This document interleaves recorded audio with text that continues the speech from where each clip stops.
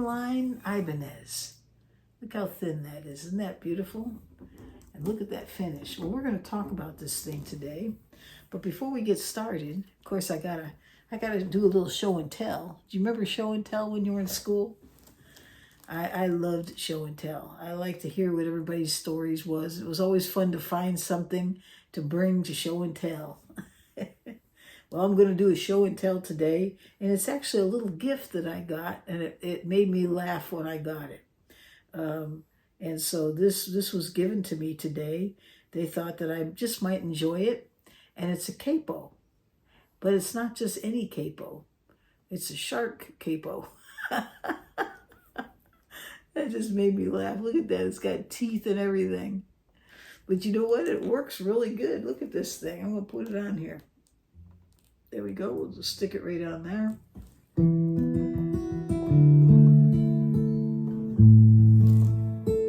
Looks like the shark is holding on. Anyways, it made me laugh.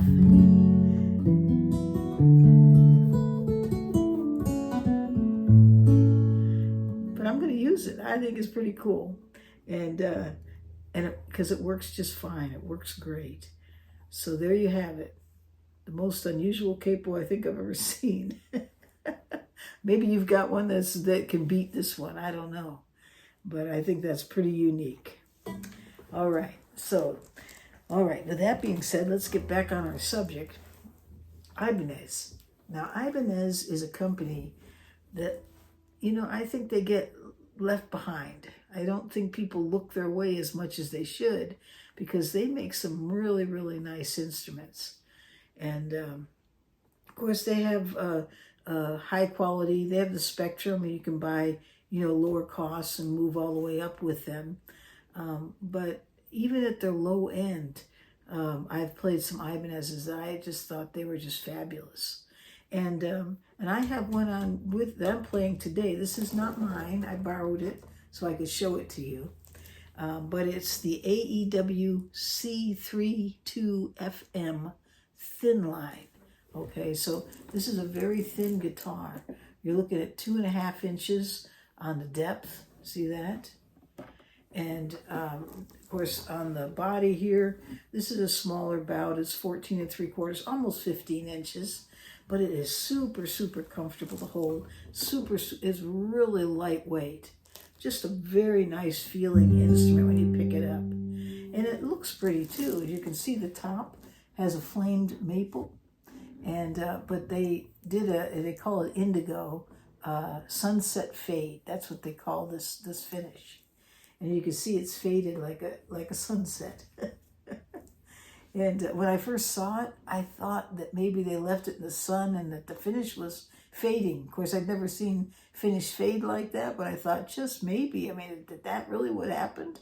But no, that's meant to be. That's the way they made it. Very unusual. But I think it's kind of pretty. I think it's cool. And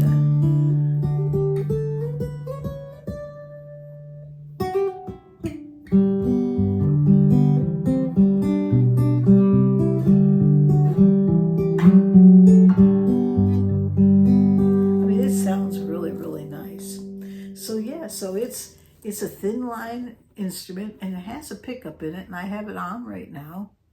You can see the back and sides are mahogany. Now the thing is, and it really begs the question, a big question too, is that this is a completely laminated instrument in terms of the top and the back and sides. These are not solid woods whatsoever, okay? So you gotta wonder, can you get good sound out of a laminated instrument? Sometimes you just can't afford to buy something expensive, but you need something that sounds good. And so that's a good question. I've always told everyone that if you're going to buy an instrument, at the minimum, try to get a solid top because they tend to age better. But there are some people out there that like a laminated instrument. And if you're one of them, make some comments online. I'd like to hear from you. When you look up the question, can you get good sound out of a laminated guitar? I found a number of different responses. One was which they said that they liked it best when it was plugged in, and that they would prefer one if they're playing with a group, because they feel like it's more stable, you know, that it's, you know, of course, they don't have to worry about it as much as well, but they like the sound that they get out of it playing together with someone else in a situation where you're live and you have all these other instruments around you. You know, so that was kind of interesting. Now this one's plugged in, and let me see if I can find my pick. Here's one here. And so if I'm strumming,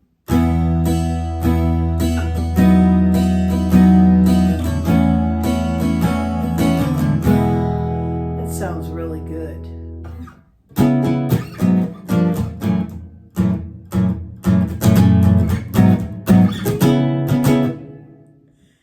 You can't beat that. I mean, that does sound really nice.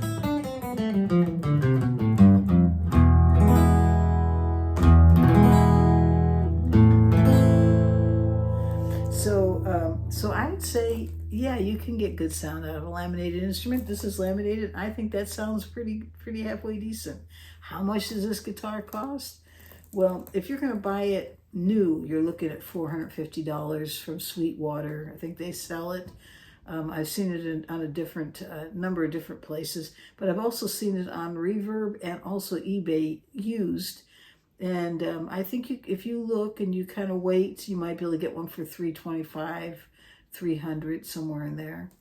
I think there's one that's used right now for $350, so that's not too bad. But you could get some good deals for this and have a very nice instrument that's thin. So the advantage there is it's comfortable, very comfortable. And if you're playing on stage for a long period of time, something like this with this kind of sound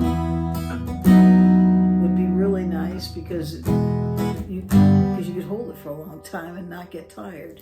So there's some advantages to that. I happen to like the way it looks. It's a beautiful instrument. Let me fix that. There we go. So yeah. So can you get good sound out of a laminated instrument? I'd say yes, you can. But what I'm beginning to understand is that perhaps that good sound is best when a laminated instrument is plugged in. And when I've been asked that question before about buying guitars, I've always encouraged people, and I probably still will, that if you want something that you want to keep for a long period of time, at a minimum, get a solid top. And that because, you know, I think you get a little louder instrument, a little more sustained. It's not to say that this doesn't sound good. It's just, it's different. Okay. So let me show you what I mean. I'm going to unplug this. It's got a tuner in it here right now. So if I turn on the tuner, it'll turn off the pickup. So I'm going to do that right now so that it mutes the pickup. There it is. So now I'm going to just play in the microphone here so you can hear what the guitar sounds like not plugged in.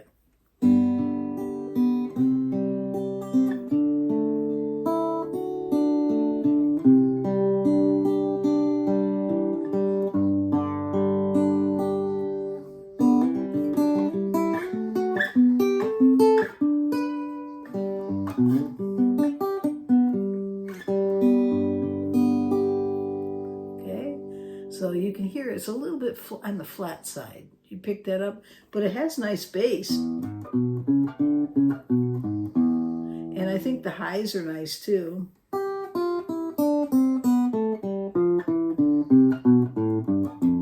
It's just flatter. It's not as loud, I guess, is probably the best way to say it. A little boxy sounding to me.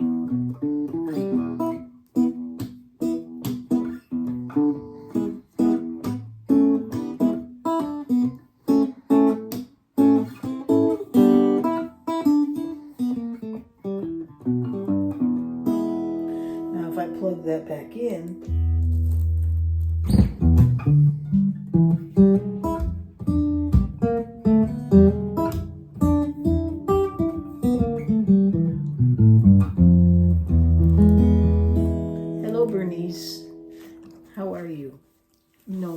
kisses right now. Could you please go lay down until I get through? Bernice I wasn't home most of the day, so she feels like she needs to visit. But I'm trying to get this done so it'll be ready for you in the morning. So now you know it's nighttime right now. Okay. So where was I? Okay, so we were talking about the difference of it being plugged in and not plugged in. And it's apparent that if it's not plugged in, the sound is flat. It's a little quieter instrument. And but that's not bad, because if you're just playing by yourself and you need something to practice with, it's comfortable. There's enough sound there to practice by, and it's plays super easy. The action on this is just perfect. It doesn't buzz. It's just made so well, which I've found a lot with Ibanez guitars. So don't leave those behind. Check them out. You never know what you find, and the prices are good. Okay, so this one here has a scale of 24.9. It's not super short scale, but it's beginning to be a short scale. This one is very comfortable with reaching. I have a small hand. I prefer a little bit of a shorter scale. It also has a very thin neck. They call it a thin C shape. So it feels really nice. And it's so easy just, even to use my thumb. It just feels really comfortable. So yeah, we got, let's see, what else can I say about this? I had a bunch of things here written down. Has X bracing inside, but they're not scalloped. But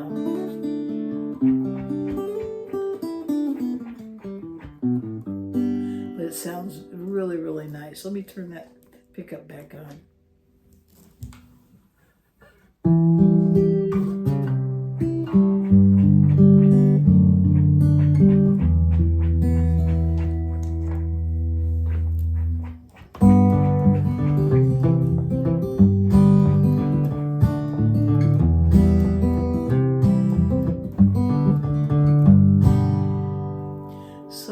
So it sounds really nice. It's a very, very nice guitar.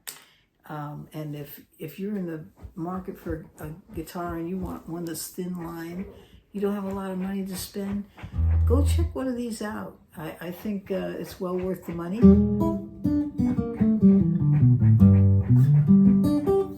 And you just might be pleasantly surprised. But beware, it might be something you need to play with plugged in all the time, because you'll get a lot better sound with one of these plugged in. Okay, so I think I'm going to leave that here with this. Can't think of anything else. Oh, I should probably show you the tuners. As you can see, they're tuners that they don't have they're a no-name tuner. But I have to say, when I took this guitar, which isn't mine, out of the bag, went to tune it up, it was already close to being tuned, and it had been sitting around for a while. So the tuners work real nice. They seem to hold the tune. Has a walnut fingerboard, which is unusual. And same thing here. It has bone nut and saddle. That's the way it comes, which is really nice. And as I said, $450 right now on, I think Sweetwater has them. I think Guitar Center has them as well. So there you go. Ibanez, the Thinline. Beautiful instrument, nice playing. I think beautiful setup, easy to play, easy to hold. In terms of sound, a little flat, not plugged in, but great for personal practice. And when you plug it in, I think you could play it on stage and pull some pretty nice sound out of it. Okay, so there you go. Ibanez Thinline. All right, well, let's just end it right there. And I'm going to remind you that coming up on Tuesday, we got the live, be 6 p.m. West Coast time here in California. And that's a Tuesday night. the 30th. And that's it. That's what I wanted to say. And if you haven't subscribed, don't forget to do so. And I hope you all have a great day wherever you are in this world. And thank you so much for listening in.